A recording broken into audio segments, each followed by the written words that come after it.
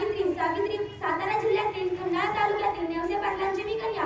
वयाच्या 9व्या वर्षी ज्योतिराव गोविंदराव फुले या माणसाशी माझं लग्न झालं. ज्या माणसाशी माझं लग्न झालंय तो माणूस किंवा सामान्य माणूस नव्हता, तर लाखो करोडांना जगण्याची ऊर्जा देणारा क्रांतीसूर्य आहे. आज मागे वळून पाहताना काळजाचा ठोकाच होतो, पण डोळ्यात अभिमानाचे पाणी येते. ज्या वाटेवर कांटे होते, जिथे दगड तोडण्याचा पाऊस होता, त्या वाटेवरून चालताना आज मी माझ्या लेकींना शिंगावर पाहते. याचा मला आनंद आहे. अंधार काळ झाला, आता दिवा हवा. या देशाला जिजाऊचा शिवा हवा.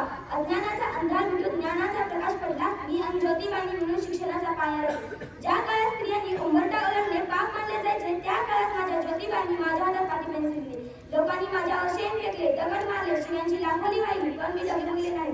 कारण मला माहित होते, जर एक स्त्री शिकली तर संपूर्ण कुटुंब शिकले. नडला तरी मोडला नाही, अशी माझी जिद्द होती. शिक्षणाची गंगा घराघरात नेण्याची अशी माझी जिद्द होती. शेणदंडाचे प्रहार मी अंगावर सोसले, कारण तुमच्या प्रगतीचे स्वप्न माझ्या डोळ्यात वाचले. सत्व विसरू नका, जिद्द सोडू नका, शिक्षणाचे हे नाते कधी तोडू नका. क्रांतीची मशाल मी पेटवून दिली आहे, ती विझणार नाही, याची जबाबदारी आता तुमची आहे. जय ज्योत, जय क्रांती.